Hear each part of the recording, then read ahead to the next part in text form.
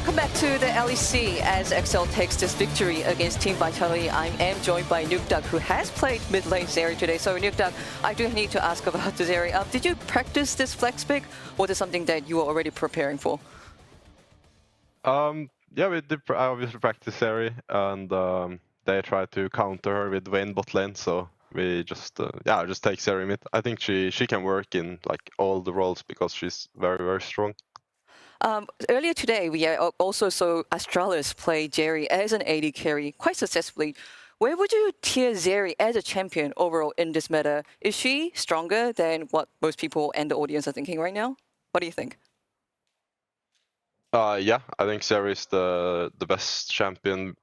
I think she's the strongest. I think she should usually always be first picked, and I think most of the time if you pick Zeri, then the whole game usually is like try to draft to make sure that the Zeri don't get to play the game. So for me, it's the best champion, yeah. Because Nukeduck, you're well known for your understanding of a variety of champions within League of Legends, I just want to ask, what are some cons and pros of Zeri as a champion? Because she's such a new champion, right? Yeah, so I would say her con is that her early game is pretty weak. She doesn't deal a lot of damage early on, and she doesn't really have CC. So I think her early game is her biggest weakness, and then later on, she is a little bit like a Vayne in team fight where she needs to, damage during her ult to like really be effective, because without ult she don't like do much. Thankfully, it's like a low cooldown. So I think that's just the thing. Like you need to like with ult you need to like make it count. And you had a great performance on Zeri today. And another player who had a great performance is mikyx, who does take the Kia Player of the Game. Actually, second time in a row for XL. It's been a few weeks since you've been playing with Mickey. How has he been integrating with the team and contributing, especially when it comes to shot goals and leaderships? I think Mickey is really good. So I think that the main thing is that he's very, very good, and he can play all the champions really well, and he understands always what needs to be done. So he is like also part of our shot calling, but we mostly all call. I would say just the difference that he's just like very, very good, as you can see. Just like he is super good with any champ. Like he just pick looks and kind of carried with looks. So yeah. And we are definitely seeing improvements from this XL. One more question. So XL has actually been taking some of the more powerhouse teams. Like last week, you took down Fnatic. This time, this was Team Vitality. Can you tell me more about the development that XL has been seeing in the last couple of weeks and what we can expect from this team in the upcoming weeks of the LEC? I think we can play pretty well, and I think we can beat most of the top teams. I think in the start we just had to because we had a roster swap, we had to start a little bit from scratch again, just build up synergy. But it didn't go that. It went pretty quickly. So I think I don't know. We're just gonna keep improving, and I think we can definitely do well. I think so. Yeah. Yeah, I will look forward to the future trajectory of XL. Thank you so much for this interview. I appreciate it. And now I'll toss it back to Drakos and Caedrel for more breakdown of this XL victory. Thank you so much, Ashley Nukeduck. Always interesting to hear about the mid lane Zeri, and we were certainly caught a little bit off guard by it in the pick and ban phase, as I think were Vitality. So we take a look at these picks and bans now. We'll get a chance to run you through some of the thought process that occurred here in the draft. Yeah, I know Nukeduck's been playing a lot of AD carries in mid lane and solo queue. I played against his Varus. He's been playing Vayne, Kai'Sa, Zeri. So I'm not surprised that if anyone's going to do it, it's going to be XL. But just looking at the draft, the interesting thing is Vitality just instantly lock in both their solo lanes. Jayce, Ryze, 1-3-1, let's play for sides. And knowing Youngbuck, his response to a Jayce pick, he's going to go for a Malphite insta-lock. The draft kind of developed this point where Vayne's on 4. They're trying to negate this Malphite pick so much that they just draft such a hard losing bot lane just because of the flex. Yeah, absolutely. And I think one of the other interesting things is it makes for an easy, immediate Trundle lock-in when you see Malphite on the opposite side. Naturally, you're going to want to take away those resistances. But the adaptation that I love here from Excel and from Finn is you look at this composition, it's a little bit lacking in magic damage. Zeri does a pretty decent split, but Aphelios AD primary threat. So what do you get?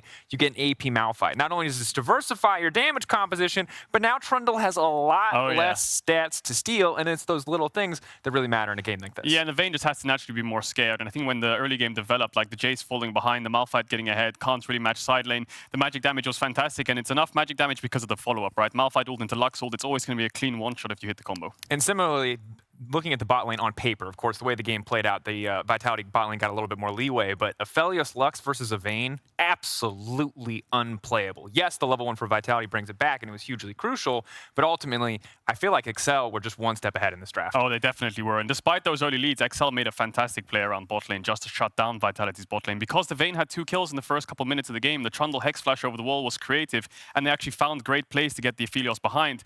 But I think that Vitality really dropped the ball in the early game, and we're just going to play it out, because what happens is the lanes shuffle up into this very awkward state. So Alphari, it's going to be a bit slow here, but what he's going to do is he's going to take away top grab, because obviously Southmate's going to get bot grab for free, get a little bit of vision, but here he thinks, well, top wave's bouncing into me, let me gank mid.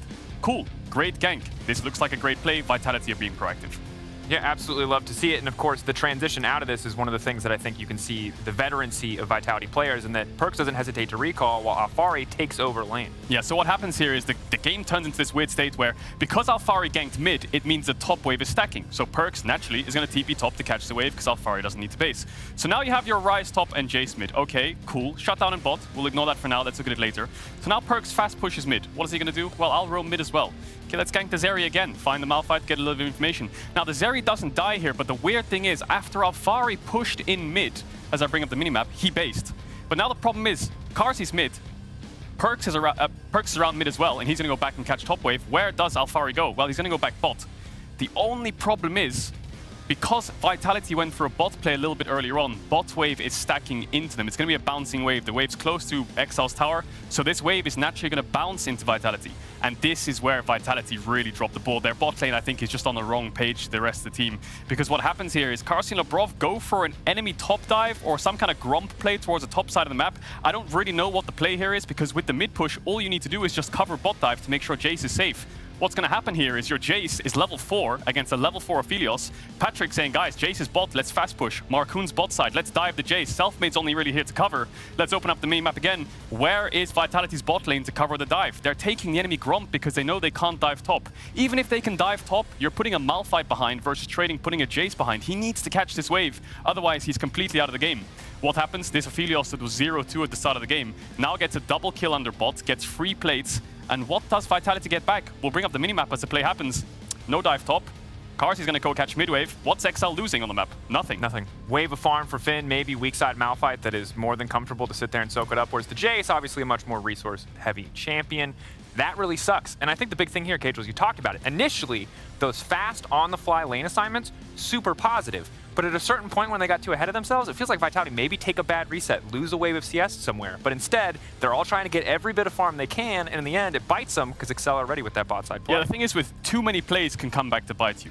And when they go for this mid gank, great, it works. But the lanes are just shuffled into such a bad state where your mid laner's top, your bot lane's mid, and your top laner's bot. But you're not matching the enemy lanes, you're mismatching. So in fact, with your bot lane into the enemy Jayce, you can dive him. But with Ryze into Malphite, you can't really dive top, and Vitality are thinking, well, let's cross map. But you're trying to make too many plays here. Let's slow it down. Let's defend some plays for once and actually stabilize the game. Yeah, and I think it's just a difficult situation to be in. Certainly feels like Excel outpaced a little bit in some of those moments, and now Excel tied with Vitality, but 2-0 in the head-to-head. And this is massive because this race, especially for the bottom side of playoffs, you look at G2, you look at Fnatic, you look at Rogue, feels easy to say they're making it there, but everyone else, all the way down to BDS, you're wondering, is there a chance? How close is this race going to be? And Vitality really needed to beat Excel to stay ahead in this race. Yeah, just a little thought experiment. Let's imagine G2 beat Mad Lions today, for argument's sake. Now you've got 3 teams tied for that last spot in playoffs, right? You've got the top 4, 2 out of 3 of them will make it. Mad, Vitality, XL. XL have the head-to-head. It's Armageddon for that 6th spot. Absolute bloodbath. And frankly, I love it. I think we love it here in the LEC, but definitely not a loss it feels like Vitality afforded to have. And Excel on the rise, excited to see what they can do, though. On the opposite side of the standings, Fnatic are looking to redeem themselves after a surprising loss to Excel last week, but today so far has been the day of upsets. So let's see if SK can pull off another one. Thank you very much, Drakos. If it's the day of upsets, I'm sure Fnatic are looking at it hungrily. Upset, of course, having a very strong season for them. Their bot lane, in fact, having the strongest season probably of all bot lanes in the LEC so far. Quite possibly. It's definitely That was been a good one, Betty. Come on, that was... I wasn't going to acknowledge it, but then you just had to slip You it gave me a smirk, and I was like, I have every time. God damn. Anyway, yes, we are in for a treat as we do get to see Upset and Hylissang return to the... Oh, no. It's going to be one of those days, everyone at home. We are jumping in to Game 4 of the day, and you know what that means. It's epic champion select music. So without further ado, let us begin the beat drop.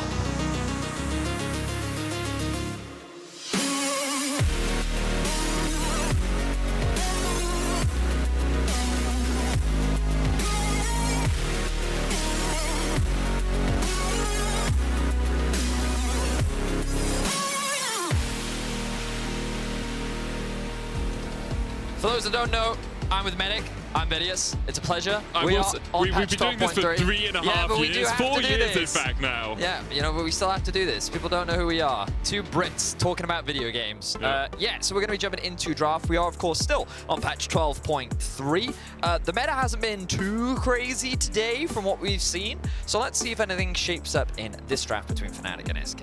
I'm interested to still see this Twisted Fate ban quite high priority. We've seen it on red side, we've seen it on blue side now. Obviously in solo queue, he went down the ranks nowhere. He's like 45% win rate or something. The nerf to his E just makes it incredibly hard for you to both apply pressure and also clear out your waves early game because you have so much less attack speed, means you can't rattle out those cards and kill off the minions. Nautilus and Jarvan banned away by Fnatic though. SK looking at their second ban on red side. So things like Jinx, Caitlyn, these are still probably two of the strongest ADs, at least based on what we've been seeing so far today. Even after the nerfs to Caitlyn, many teams still value her a lot. Aphelios also still sitting in that vicinity. You can see the Thresh ban coming out very directed towards Hylissang, the Victor ban being removed. We've been seeing a lot less Corki priority ever since the changes to the package. It does seem that at least teams so far in the LEC are not prioritizing it as much. But let's see what this final ban will be. Will it be another jungler potentially removed? Something like the Zhao could also be taken away. No, it is going to be that Zeri. We already heard Nukeduck talking about it in the interview. He believes that it is first pick worthy, can be played in multiple different roles. That flexibility is always valuable in professional play. And of course, we are going to see the immediate answer from Fnatic. No stranger, no surprise. We know that Upset is a very big Aphelios player, and he's very happy to play it with many other supports as well.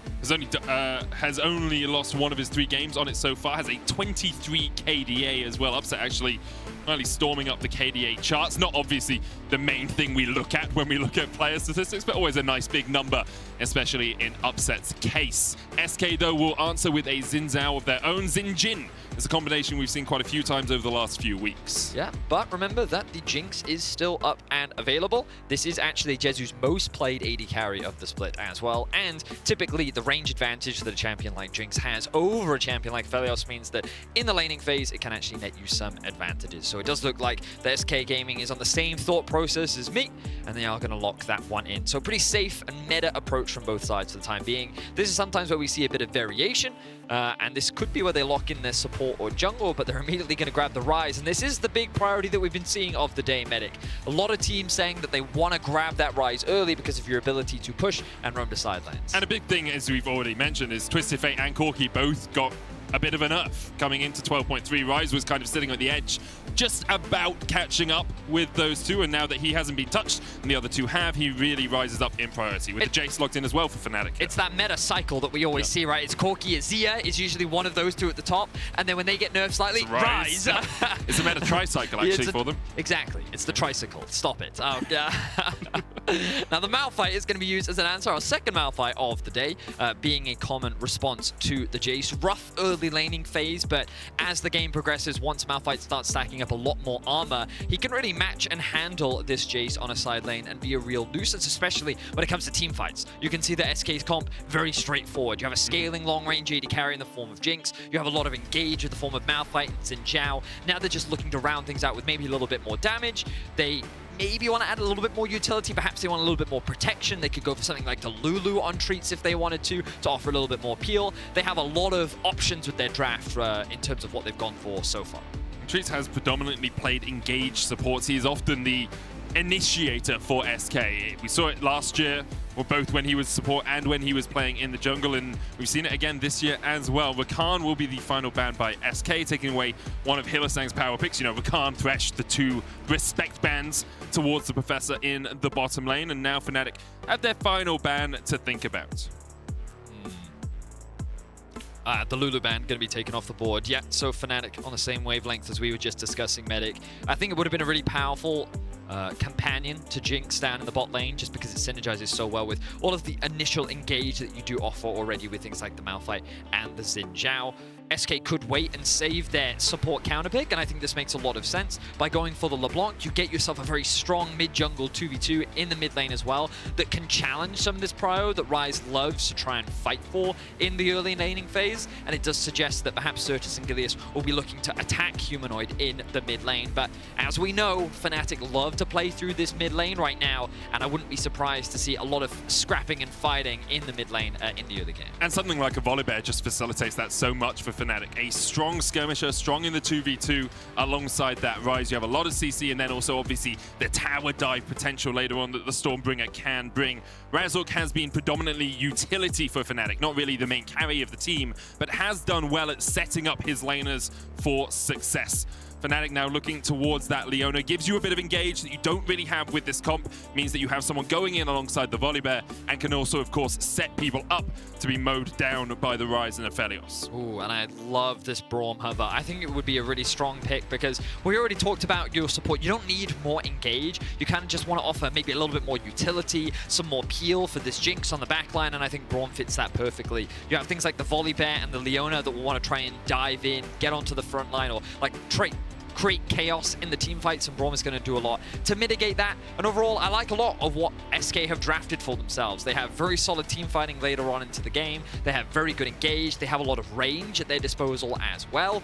Whereas for Fnatic, they've gone for a little bit more of an early game focus by going for things like the Ryze and the Jayce. It is a lot more about getting your solo laners ahead, leveraging that prio, and then trying to play through sides, either playing through 1-4 or 1-3-1, forcing the enemy team comp, which is very much about team fighting, to actually spread apart and going for these smaller skirmishes and picks instead. A very Fnatic style that I think they are very adept at executing. The question is which one will ultimately come out on top, because we know right now the meta is very much about scaling and team fighting. Has worked out for our underdogs so far today. Fnatic and SK now fighting on the Rift to see if SK can start their winning ways in the second round robin. Currently sitting at the bottom of the standings alongside Astralis, 2-7, and usually it's about 9 wins you need to make it into the playoffs here in the LEC. Fnatic well on their way at a 6-3, but they're looking for that #1 spot, especially since Rogue have proven to be fallible today. Fnatic and SK will clash in our next game. I'm so looking forward to it, Vedi. I know you are too. Yep, we're going to be jumping onto the Rift in just a bit. The comps are exciting. I can't wait to see both these teams. So let's have a go as we jump.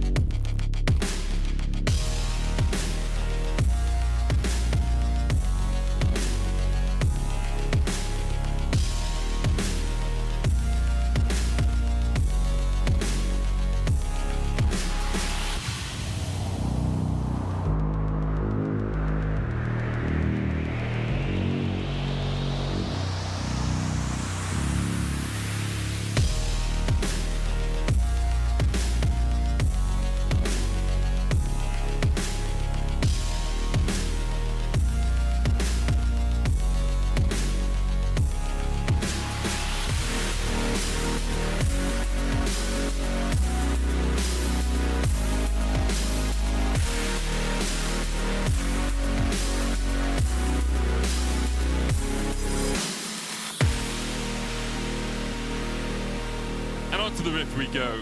With the slight shake that we have on some of the graphics, I almost thought we were in LA for a second there. With the amount of earthquake tweets they always put out when it happens, it's like, that's what your mind went to? Yeah. Okay, I mean, fair That's enough. the LCS studios, you know? Okay, I mean, that's fair. I've been there many times, never experienced an earthquake. I've never once. I hope. It's not something I really want to experience, I'll be honest. But yeah, okay, I mean, fair enough. You'd be a fun person to play word association with. Anyway, Fnatic looking for a bit of information in the early game as they set up to get deep ward. Ward dropped by Upset. Won't be cleared out by SK.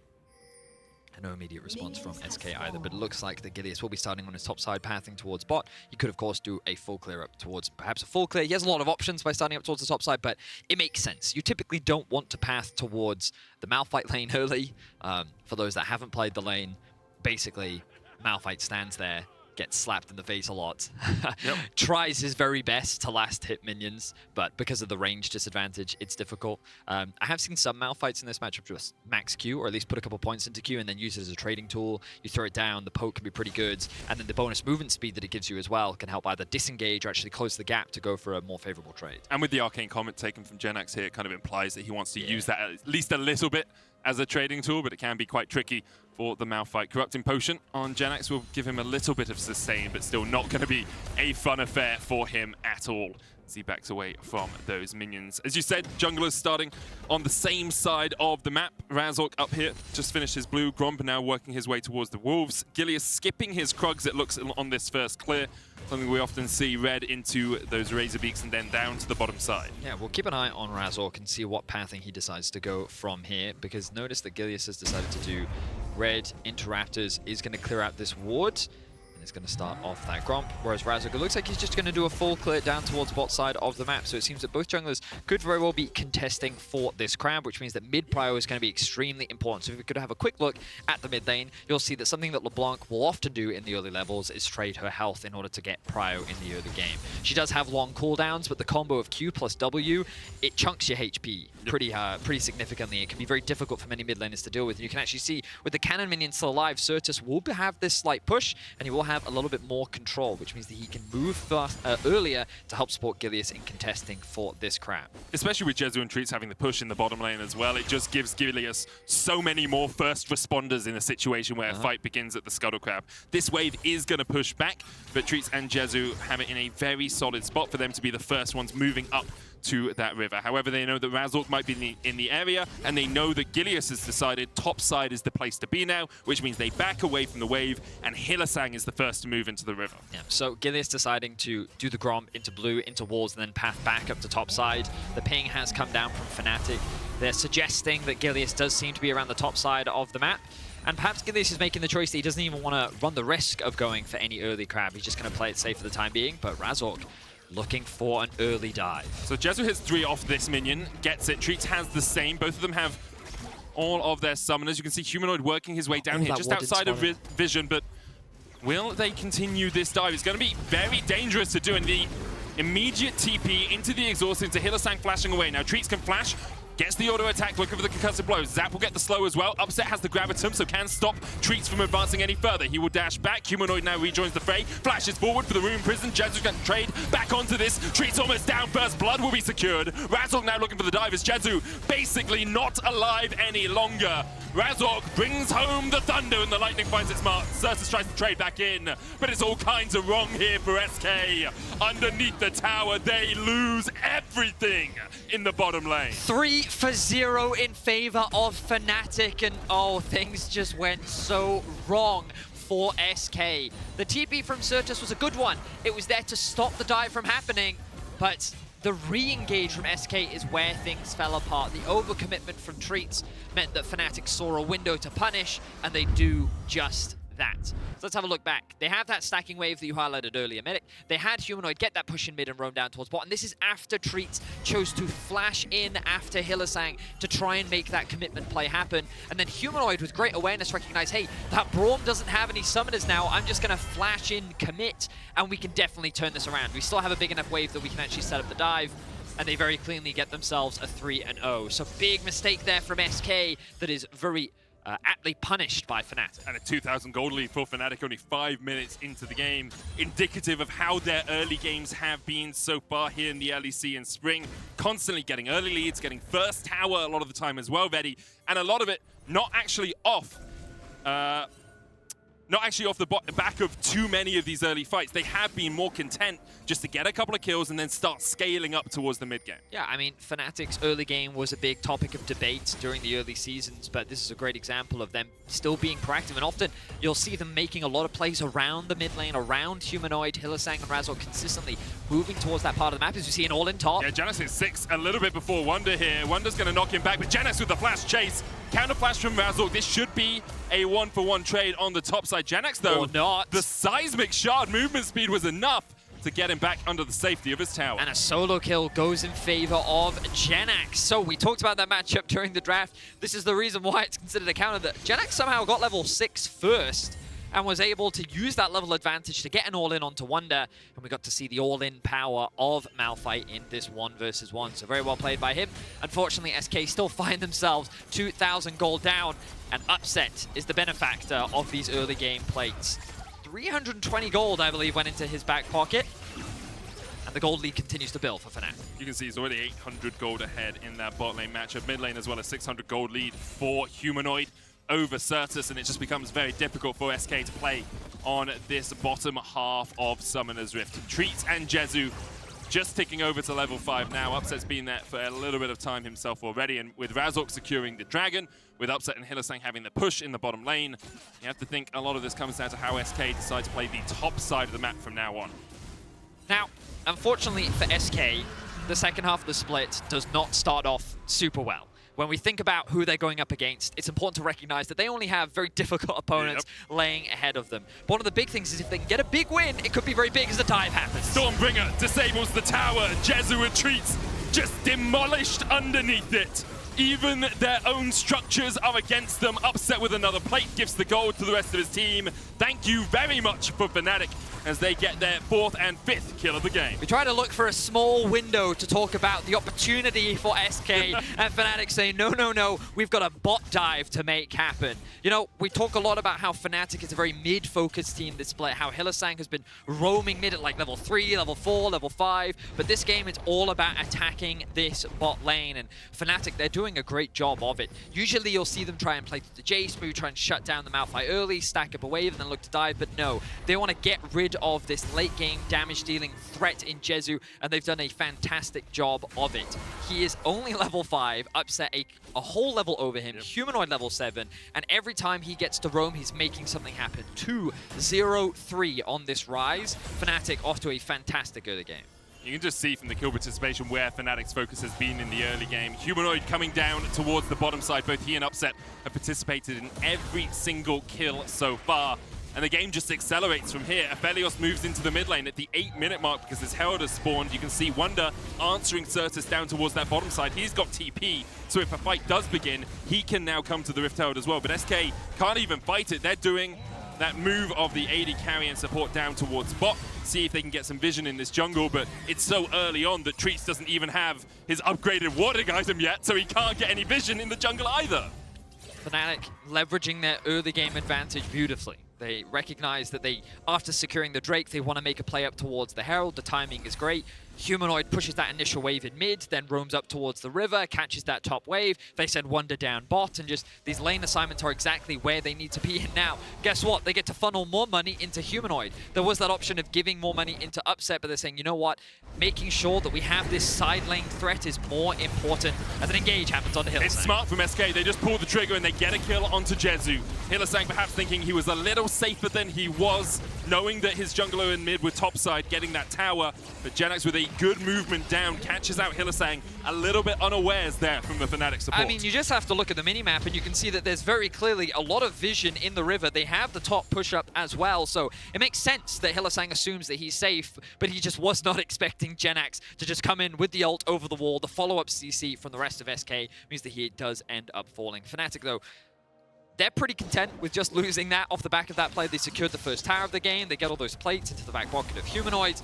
And SK, it's just kind of a play where it's an opportunistic one. You know, they have to be looking for these picks, have to be looking for these plays to slow the game down as much as possible in order to be able to find a way back in. Because in terms of early game, SK was looking to try and attack mid. They wanted to leverage this LeBlanc and Zhao combo that they had, you know? They had an opportunity to find picks and opportunities, especially when Malphite hit level 6. Maybe they could look for a play up top, but Fnatic attacked even earlier than that, mitigating any potential early game options. And now SK's forced into a position where they have to do everything they can to try and stall and rely on a late game miracle fight to turn the game around.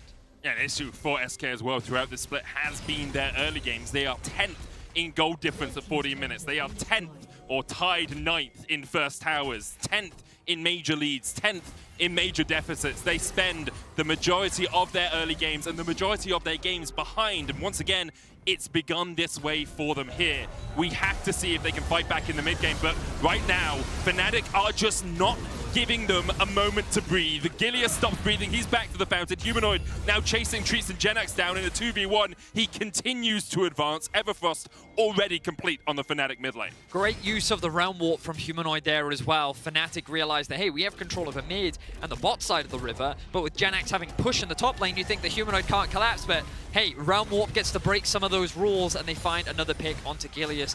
Fnatic, just a masterclass so far, and I think that it was a day of surprises, I feel. Yeah. We saw a lot of upsets happen so far in the day, and I was like, could this be another one? Could SK find an opportunity to kind of shake up the second half of the split? Fnatic say, nope, we have not been super happy with our first half of the split. We think there were games that we could have played better, and they wanted to make sure that they came in clean, they came in crisp, and that their execution was good. And so far, that's exactly what we've been seeing.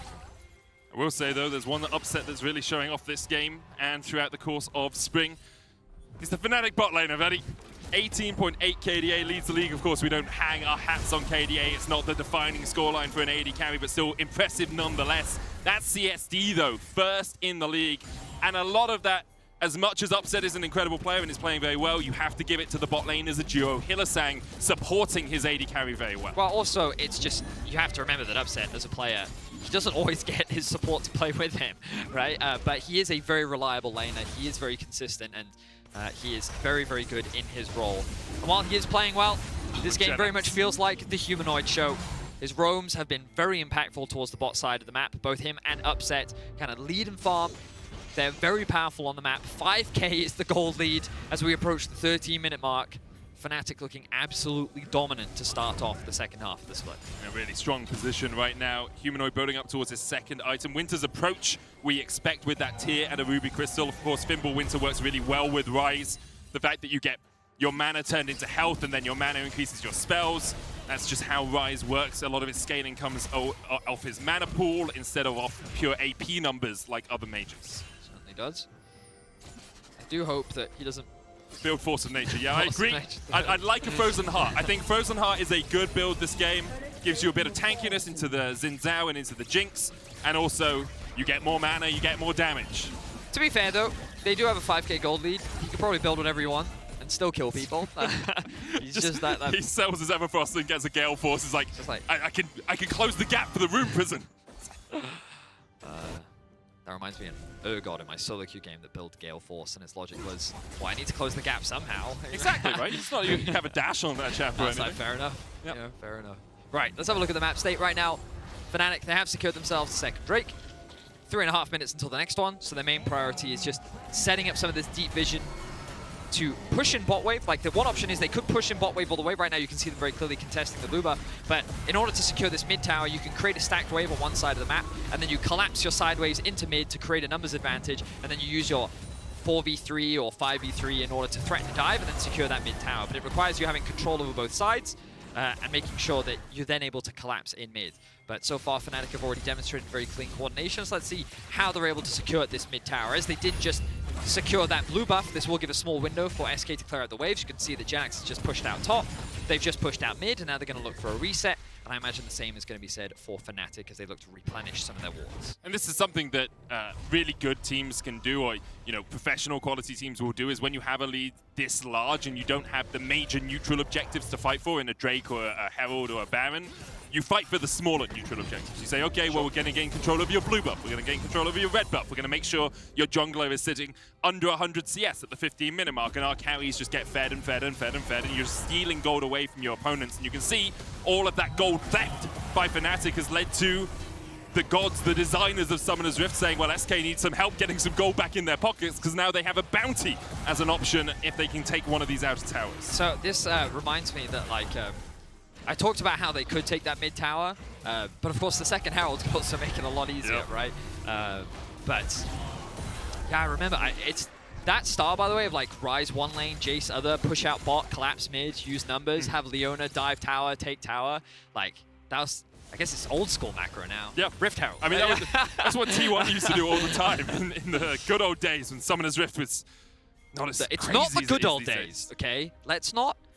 League was not always great. True. Okay, so the good old days for me are a week ago, because that's when I was in Masters, and now I'm in Diamond 3. So, oh, that's a minion with a Worlds icon above it for a second there. Okay. Looking for a potential dive onto Wunder, but Hylissang is there to cover. Ryze also shadowing from behind. Fnatic doing a good job of reading the play, mitigating any potential picks, and you can see that SK is just doing what they can. They need to make something happen. They need to try and make a play, find a pick, slow the game down as much as possible. If they can get a tower, that is a bounty that they can pick themselves up. But Fnatic using their vision very well and mitigating. You can see right now they're playing more of like a 1-4 style as they kind of move in between the jungle, make it very difficult for SK to rotate. They have to go the long way round in order to move towards this tower, which means that Fnatic can then drop the Herald down, they can rotate back to mid, they can then start threatening that tower. Just overall very clean, very smart play that we're seeing from Fnatic. Nothing too crazy. You can see like very straightforward, very simple macro, but when you have a lead, this is the type of performance that you want to be seeing, right? Just clean execution. And Sertuss almost cleanly executed there by Razork as he dived underneath the tower, will be forced away. For anyone who was as confused as I was by the little Worlds icon above a minion, that's the Sigil of Malice from the Championship LeBlanc skin. Oh yeah. It's not a skin I've seen too often as Jenax, flashed away by Upset. With some clean reaction times from the AD carry. Yes, it was. I thought you had more. I don't know. I'm trying to end things earlier. Okay. So I feel if I do more, then I take up your time, you know? Okay, well, here we go. Go again. Hylissang goes in. Gilius, stun. Solar Flare connects. Upset hits with the Calibrum. And Wunder hits with the final damage. Death befalls Gilius as Fnatic find themselves another pick. They will get themselves the mid-tier 1. They're working on the mid-tier 2, and it's just a one-sided affair. They're going for more kills. Razork could lose his life. He's gonna lose his life here underneath the towers. Jezu will take him out, gets excited, but the tower will still fall. And Treatz and Jezu have to respect the fact that Fnatic are still a hefty sum of gold ahead. Yeah, I mean, when you're 18 minutes into the game and you are 8k gold behind, it's not a good look. It's Fnatic are definitely starting their second half of the split very, very strong. They're a little worried about doing this Drake, as they did just see the TP come in from Jenax. They don't have their smite. And so, with Humanoid not in the vicinity, does have a TP advantage. He says, well, you know what? It's not worth it. We'll just give up this Drake. We don't need to overstay. If we give them shutdowns, that's a very easy way for SK to come back into the game. So let's not risk it. Good respect being shown. Just, it's hard to criticize Fnatic in this game. Yep. They have been nothing but clean. A couple of individual errors. Wunder dying 1v1 in the top lane. We saw Hylissang getting caught out, but even then, I don't really think that was his fault. You know, I just thought that was a good pick from SK. It's just, it's been a flawless game from Fnatic, pretty much. The question is, can they now close it out, as the Baron really becomes the next objective that spawns in a minute's time. Jenax and Sertuss waiting in line and wait for Wunder as he gets locked up. He's going to try and trade it back, but he just doesn't have the damage. Sertuss will take him. Fnatic, no Baron on the cards for them yet. It's a good play there by SK to find a short opportunity and get that pick. And have a look at what's happening on the map right now, because yes, SK, they find themselves a pick, but immediately top gets pushed in, mid gets pushed in. All of your jungle now disappears. That Baron that spawns in 30 seconds set up perfectly for Fnatic. And so it makes sense that SK is going for these types of plays. They're looking for these types of picks, and now they may very well be able to get a kill of their own as Humanoid is going after Jenax. So Jenax has plated steel caps in terms of resistances. Ryze does not do physical damage, Vedius. Unsurprisingly, the mage does magic damage. And with that, he was able to fell Jenax no matter how big he may be. Solar Flare now connects onto Treatz. He will be able to dash away here on the Braum, stands beside Gilius and escapes for another day. Treatz will just tank up that damage, but Fnatic, look at this. They have control over the full topside jungle. They have now gained full control over the bot side jungle, and pretty much the entire map belongs to Fnatic. The Baron is now alive and will likely be the next objective that they play for, but I've been really impressed with how Fnatic are playing this. Yep. Often when you see teams, you know, that are expected to be the favorites, they'll come out as the victors. But to have a performance like this where it has just been nothing but clean from start to finish, this is what you want to be seeing from the teams that are competing for those top spots in the LEC. Oh, definitely. And especially for Fnatic seeing Rogue falter a little bit earlier today, they'll be looking at first place now. Of course, Top 4 go into double elimination in our playoffs format, or at least get 2 shots at the bracket. But first place gets to pick their poison. They choose between 3 and 4 as to who they will face in the first round. And that choice can really define how you make your way to finals. Do you go through the losers bracket, or are you able to make a clean run all the way to the finals? Of course, still a couple weeks away, but we are getting We're ever over halfway, closer. Vedi. Yeah, I know. We're getting ever closer. But now we kind of look at SK and what can they do. They're looking for a Miracle Steal, perhaps the Baron. If they can get it, that's a lot of gold into their back pocket, and also a great opportunity for them to stall. But right now, with no teleports available, being bled out of their own jungle, Fnatic move back into the top side and look to deny this vision. Mid is being pushed. They're on a ward. Jenax gets the ultimate onto the backline, but look at how tanky this Ryze is. Razork's not back. Humanoid ate everything in that fight and is still above half HP. And Treatz, you pop the stopwatch, but you're gonna go pop shortly after you have the feel as he's chased down, upset on a killing spree. Realm Warp behind them as Hylissang continues to flash in for the engage. What else but that from Hylissang? The man has no fear, it seems. Wunder and Razork will chase Sertuss towards the top side. And although SK found the fight, it's Fnatic that find the win. Humanoid, not only is he very tanky, he has levels over everyone. Level 14, he was tankier than Razork. He just face tanked everything and said, SK, you can try as you like. It doesn't matter how good your teamfight comp is. I will tank it, and I will deny you every opportunity. That's a Baron, that's a 10k gold lead, and that will likely be game in favor of Fnatic. They're just so far ahead right now, and Humanoid having a stormer of a game. As we mentioned earlier, we were wondering what he built for his third item. I love the Zhonya's here. Gives you that little bit more protection.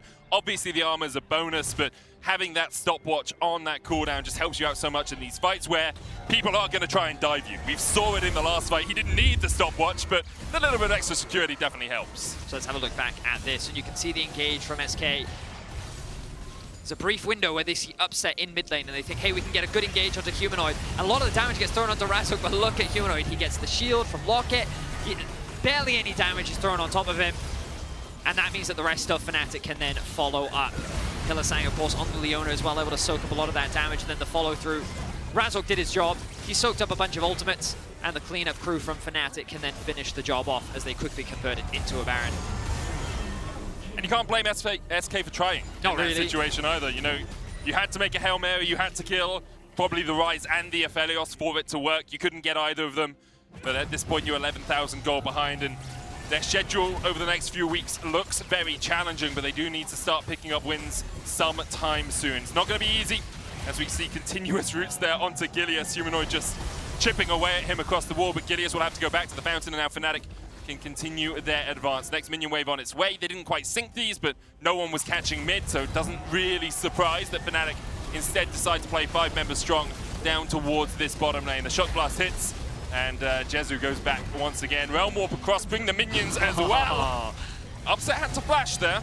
Maybe just being a little bit cautious, as he is still unkilled in this game alongside Humanoid. Double inhibs though for Fnatic, and SK going to try and make a play. You have to feel it's Hylissang that instead goes in. They just dive onto Jenax. That's the tank who dies first, and that's never a good sign if you're SK. Fnatic clean it up in the base, and they're looking for the win. 5 members still strong for Fnatic. A clean start into a clean finish. Razork will not drop. Wunder just barely stays alive, and that will be game for Fnatic. Clean as you like, Vedi. Fnatic made a few stumbles, a few misplays, but SK were never in a position to truly punish them. And Fnatic start off the second half of the split with winning ways once again. 7-3 now as they fight for first. Just a one-sided stomp, honestly. It was from beginning to end, the double back-to-back dives on bot lane, the roam timings on Humanoid. It's just clean. Yep. Very, very clean from Fnatic. If they can maintain this level of performance going forward, they are looking like a terrifying team. Of course, expectations were already high given this roster, given what we've seen, ending the first half of the split 6-3, but wow, what an incredible performance. Incredibly strong and good look for Fnatic. And yeah. Really good performance. All right, obviously SK on the other side of things now sitting at 2-9. 2 and 8, sorry. Not the best of shapes, but we have seen that battle around the mid-table start to go, 1-on-1. Teams picking up a win here, a loss there, actually helps SK in terms of getting back into that fight, because if the other teams aren't winning as much, then it's a lot easier for you to catch back up with them. Now, your key player of the game votes at LEC on Twitter are Razork, Humanoid, and Hylissang. All of them worthy targets you have to feel. After the break, we'll hear from the victorious Hylissang, but first, let's listen to the Warner Song of the Week, Frozen by Madonna vs. Psychic, which you can find on the official LEC playlist on Spotify.